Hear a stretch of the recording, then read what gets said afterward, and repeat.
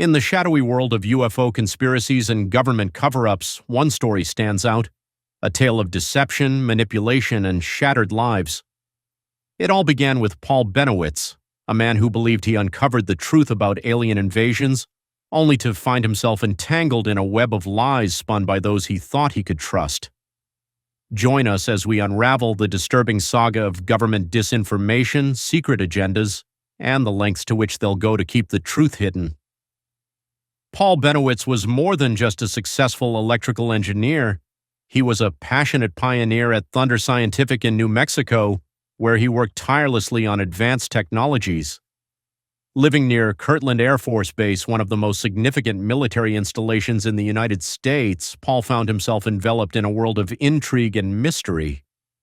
He spent his evenings scanning the skies from the comfort of his second-floor deck, often captivated by the strange colored lights that danced above. Instead of dismissing these phenomena as mere tricks of the light or military exercises, Paul's curious mind was driven by an insatiable thirst for knowledge and the unknown. His fascination led him to enhance his radio equipment, tuning into frequencies that stretched far beyond the conventional military range. As a seasoned pilot and military contractor, Paul had a solid understanding of Air Force signals. However, what he intercepted was unlike anything he had ever encountered: strange bursts of data filled with cryptic and unnerving messages. These signals were a conundrum shrouded in a veil of secrecy, hinting at something otherworldly that he could not quite grasp. It was a puzzle that begged to be solved, and Paul was determined to find the missing pieces. Despite his irrefutable findings, officials at the Air Force, including individuals like Richard Horner, dismissed Paul's observations, attributing the majority of UFO reports to natural causes. Yet historical evidence painted a starkly different picture. Back in 1947, the Air Technical Intelligence Center, a group of elite Air Force officers and top scientists, had declared that these unidentified objects were indeed real. By 1948, the notion of these crafts being interplanetary spaceships was not only entertained, but suggested as a possibility. In 1952, with advanced radar technology and photographic evidence, experts analyzed these crafts and urged for thorough investigations a year later, even in the absence of definitive proof. As Paul pondered these historical assertions, he couldn't help but question the narrative being presented to him. He asked himself, if these UFOs were nothing but myths or natural phenomena, then why were intelligence teams springing into action at every sighting? Why was so much funding allocated to investigate them? Paul's determination to uncover the truth intensified as he dove deeper into decoding the complex patterns he had intercepted. Using his early computer programming skills, he carefully set out to decipher the mysterious data bursts. He focused intently on key terms like ship, base, and water, gradually unraveling the meaning behind the transmissions. Each deciphered word felt like a breadcrumb leading him closer to a profound revelation. What if these messages weren't just random noise, but actual communications from extraterrestrial beings? He wondered aloud. To many, the idea seemed absurd, but to him it was becoming increasingly plausible. One day, after sending a response back on the same frequency, he was taken aback when he received a chilling reply. The entities spoke of needing women of Earth flexible, a phrase that sent shivers down his spine. They mentioned peace, but hinted at struggles with their dying planet, revealing the grim reality of multiple crash saucers on Earth. Paul was startled to discover not only mentions of the familiar gray aliens, but also of humanoid beings that looked almost human. These messages alarmed him. They painted a picture of impending alien threats that weighed heavily on his mind. Driven by a newfound sense of urgency, Paul compiled his findings and promptly alerted the Air Force. To his surprise, the military expressed interest in his work and involved the Office of Special Investigations, assigning Agent Richard Doty to lead the inquiry. Impressed with Bennewitz's research, the Air Force offered to fund his ongoing work on the condition that he reported directly to them. As he became more entangled in the web of military oversight, Paul began to suspect that Hollywood films like E.T. and Close Encounters of the Third Kind were not mere fiction. He theorized that these movies were manipulated by a secretive group known as MJ-12, an alleged organization dedicated to concealing extraterrestrial information from the public. Paul believed that these films were part of a calculated effort to ease the general population into accepting aliens as friendly entities, a notion he deemed dangerously misleading. In the late 1970s and early 1980s, public interest in UFOs was reignited by Bill Moore's book, The Roswell Incident. This resurgence drew Moore to connect with Benowitz, who shared his frustrations regarding the lack of response from the Air Force despite his numerous data submissions. In 1981, Moore handed Benowitz a classified document known as Project Aquarius, revealing that the Air Force had been covertly studying his findings. This revelation only fueled Paul's obsession, solidifying his belief that a hidden war was being waged between humanity and alien forces. Paul's paranoia escalated as he delved deeper into his investigations. He began flying over suspected alien bases in New Mexico, capturing images of strange structures that he believed were evidence of extraterrestrial activity. He discovered scorched earth and downed aircraft, signs that suggested a violent conflict had taken place between the aliens and the U.S. government. Fueled by a desire to help humanity prepare for an impending confrontation, he thought his research could provide the crucial edge needed to face the extraterrestrial threat. With his mind racing, Paul set out to create a groundbreaking document called Project Beta. This bold initiative not only outlined a strategy for an alien takeover, but also proposed humanity's countermeasures. Among his revelations was a prototype energy weapon he claimed to have invented, designed to combat the alien forces he believed were invading Earth. In a startling assertion, Paul claimed that around 300,000 Americans had been abducted and implanted with devices that turned them into unwitting spies living with cameras and microphones. He spoke of chilling genetic experiments occurring within the depths of the Dulce underground base, where alien DNA was allegedly being spliced with human genes. The very fabric of society, he believed, was under siege. Determined to alert the nation to these impending threats, Paul sent his findings from Project Beta to senators, elected officials, and even the president himself. However, the only response he received was a dismissive standard letter claiming that Project Blue Book had been shut down and that the Air Force no longer investigated UFO sightings. This nonchalance infuriated him and only fueled his suspicion that something sinister was at play. Paul recognized the significance of the Project Aquarius document, which indicated that the government was still deeply involved in UFO investigations, despite their claims to the contrary. The grim reality was that senior military officials, politicians, and possibly even the president himself could be compromised, perhaps even implanted with devices. As time wore on, the mounting pressure took a toll on Paul's mental state. What began as a curious exploration had morphed into a spiraling paranoia.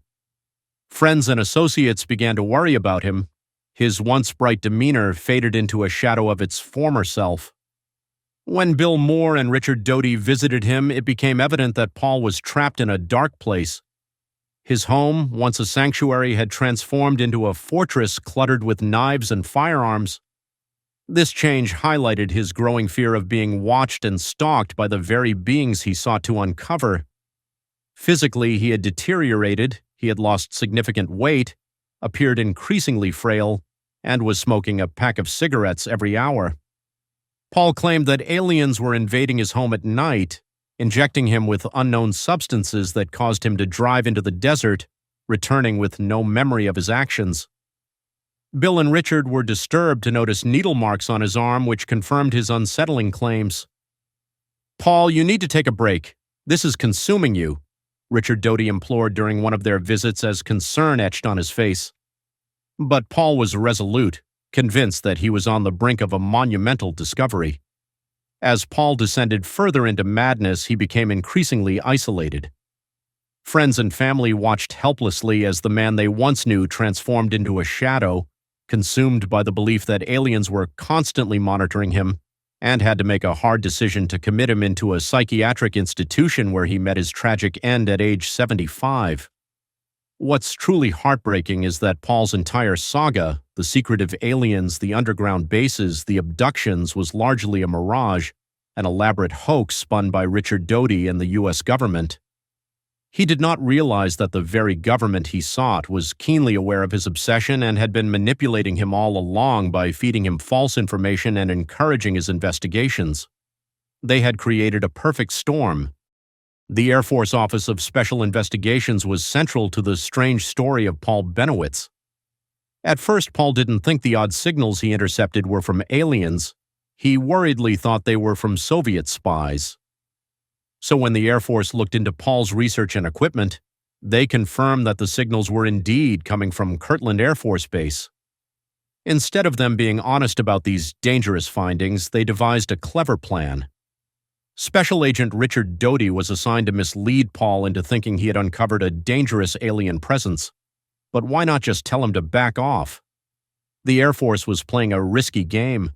They were unsure of Paul's connections and worried he might be compromised by a Soviet agent. If so, it could expose classified projects. So they chose a different route. Initially, Doty casually suggested to Paul that he might be seeing UFOs. However, as time went on, the lies became more elaborate, with various government agencies getting involved. As paranoia settled into Paul's life, he became convinced that he was being watched from a vacant house across the street. While skeptics dismissed his fears as delusions, the unsettling truth was that the National Security Agency was indeed surveilling him from that very house. Paul's world was crumbling, and even the alien transmissions he thought he was decoding were part of a ruse orchestrated by the NSA.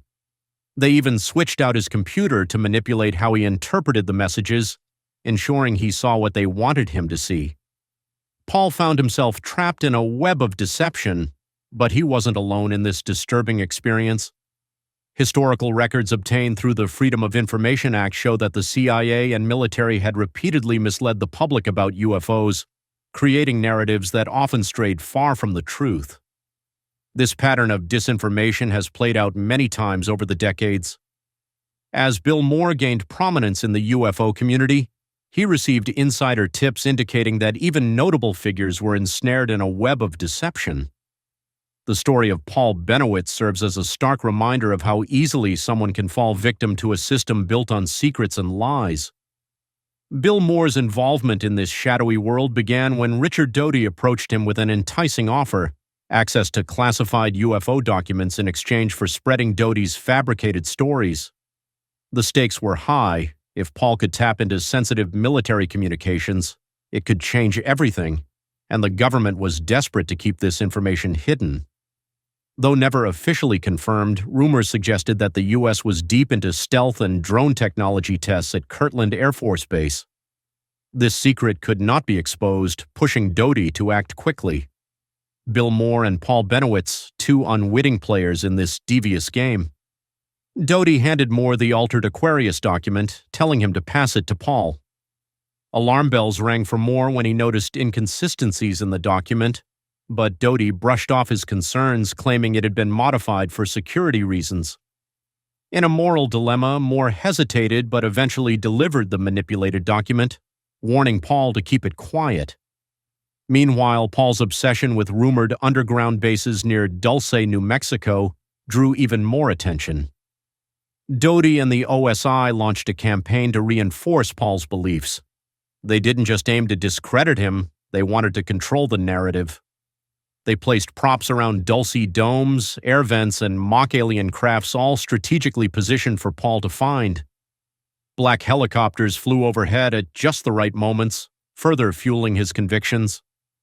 As we sift through the tangled web surrounding Paul Benowitz, one question stands out: who orchestrated this elaborate scheme, and why? This wasn't just about discrediting one UFO researcher. Doty's ultimate goal was to infiltrate the UFO community, flooding it with misinformation to monitor reactions and identify potential security threats. In this high-stakes game, trust evaporated, and the lines between friend and enemy blurred, leaving Paul and many others caught in a whirlwind of paranoia and deceit. The truth remained just out of reach, hidden behind layers of manipulation and government intrigue. However, this complex web began to unravel, leading to revelations that would shake the UFO community to its core. At the 1989 Mutual UFO Network Convention, Bill Moore took the stage as a keynote speaker. What he revealed was explosive. The U.S. government had been spinning lies about UFOs for years, and he had been a part of it. Moore's confession sent shockwaves through the audience as he detailed how Richard Doty from the OSI had roped him into this disinformation campaign. He said, "I realized that my role in supplying information to the government regarding Paul Benowitz and several others was part of a calculated strategy." The crowd was stunned, grappling with the realization that Paul wasn't just a casual UFO enthusiast. He was a primary target under intense scrutiny from multiple government agencies, eager to manipulate him with misinformation to keep him confused and distracted. The reaction was electric. Some attendees who had dedicated their lives to seeking the truth couldn't accept the harsh reality Moore had just revealed. They booed him off the stage, disbelief etched across their faces. It was a moment of reckoning for those who had passionately believed in UFOs, only to discover that much of what they held dear was a carefully constructed lie. This shocking admission effectively ended Moore's career in UFO research. He revealed he wasn't alone. Several high-profile figures in the community had unwittingly collaborated with Doty, though he kept their names hidden. As he laid bare the extent of the deception, it became clear that Doty had spun an intricate web ensnaring not just Paul Benowitz, but the entire UFO community. Doty's operation was more insidious than anyone could have imagined. By feeding false narratives to tabloids like the National Enquirer and journalists like Linda Moulton Howe, the government aimed to create a flood of outrageous UFO stories that would drown out genuine research. The goal was to paint UFO enthusiasts as fringe conspiracy nuts, ensuring mainstream scientists, politicians, and journalists would shy away from engaging with the topic altogether. In the aftermath of Moore's explosive revelation, trust within the UFO community began to collapse. What once was a united front of believers seeking the truth became a fractured landscape of suspicion and paranoia. As the illusion shattered, many faced the painful realization that the narratives they had clung to were part of a grand deception orchestrated by those sworn to protect them. The journey to uncover the truth about UFOs morphed into a cautionary tale about manipulation and the fragility of belief. After leaving the Air Force's Office of Special Investigations, Richard Doty became a New Mexico state policeman. However, the UFO world still had a magnetic pull on him. He reemerged as a controversial figure, claiming that 80% of UFO-related information was genuine. He didn't stop there. He made sensational claims about the Roswell incident, insisting that the government had recovered a crashed alien spacecraft and even housed a live alien at Los Alamos who supposedly loved Tibetan music and strawberry ice cream. But can we trust Doty? His past is riddled with deception, and his stories often lack consistency. Each interview reveals new twists, leading many to wonder if he's genuinely seeking the truth or just spinning another elaborate tale. Adding to the intrigue, Doty's career trajectory raises eyebrows. After years of spreading disinformation for the government, he transitioned into civilian life, yet remained a key figure in UFO discussions. He's even connected to Hal Puthoff, co-founder of To the Stars, which investigates UFO phenomena. With ties to influential figures like Christopher Mellon, one has to question whether Doty is still playing a part in a larger narrative rather than genuinely searching for answers. Was Paul Benowitz a victim of a grand government conspiracy, or was he simply caught in the crossfire of his own obsessions? The truth may never fully come to light, but his story forces us to question everything we think we know. Let us know your thoughts in the comments below. And if you're as fascinated by these mind-bending mysteries, don't forget to like, subscribe, and hit that notification bell so you never miss an update.